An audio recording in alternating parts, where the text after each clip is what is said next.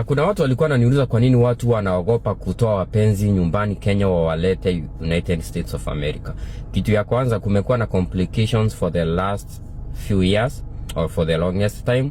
Unapata mtu nyumbani, ushampenda, umemleta Marekani, anakuja anakugeuka, mnaachana, alafu anachukua vitu zako, ama anakuweka child support, unabaki ukichunga watoto na amekuacha na anaenda kukaa na mwanamume mwingine ama mwanamke mwingine. Cause court ikishasema mko pamoja.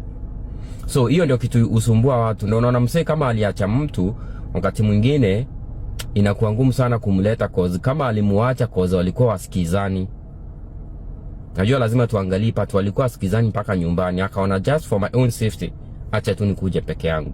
Just for my own peace of mind acha nikuje peke yangu. Akifika hapa anachunga watoto wake, anachunga bibi yake, anatuma pesa do. Lakini wakati mwingine watu wanasema vile sasa tunaendelea vizuri hata nimlete. Unapata mtu alikuwa na hasira fulani against you. Akifika hapa anakuja tu mpole, mnaanza kuisha, ndani anaanza kukuonyesha mambo huko unatarajia.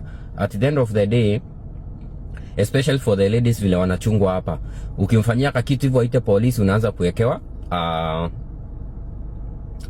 tuseme nini, unakuwa sasa kama ni target. Cause hapa United States of America usicheze na wanawake na watoto na pets. Hizo ni vitu wana prioritize hapa ajabu sana.